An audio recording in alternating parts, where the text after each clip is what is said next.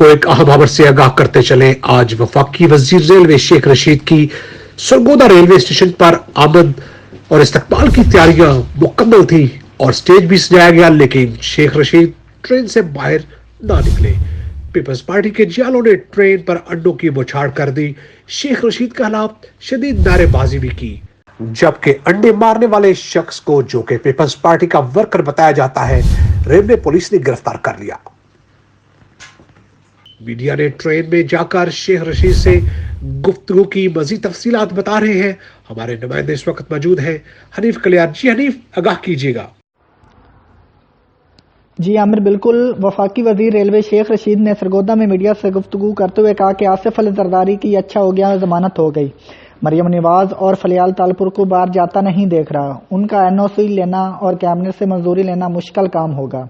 सियासत में तलखियां कम होनी चाहिए। एक तरफ मिड टर्म इलेक्शन का मुतालबा कर रहे हैं तो दूसरी जानब ये इलेक्शन कमीशन पर ही मुतफिक नहीं। जो कुछ लाहौर में हुआ वो काबिल मजम्मत है। इमरान खान महंगाई, बिल्स, पानी के मसाइल को 1-2 महीने में बेहतर पोजीशन में ले आएंगे।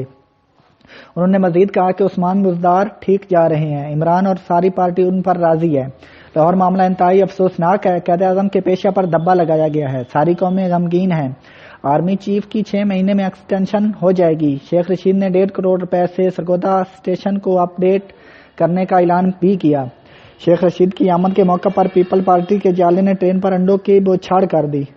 शेख रशीद मुर्दाबाद के नारे लगाए गए। शेख रशीद ट्रेन से बाहर न निकले और मीडिया ने ट्रेन के अंदर जाकर बातचीत की, जबकि पुलिस ने नौजवान को हिरासत में ले लिया। अंडे फेंकने वाले नौजवान का कहना था कि शेख रशीद टॉक शो में बैठकर बिलावल भुट्टो के खिलाफ नाजेबा अल्फाज इस्तेमाल करते हैं। अब उनको हम पूरे पंजाब में अंडे मारेंगे। बिलावल भुट्टो की इज्जत तौकीर के लिए हम किसी की भी जान ले सकते हैं और दे भी सकते हैं। जी।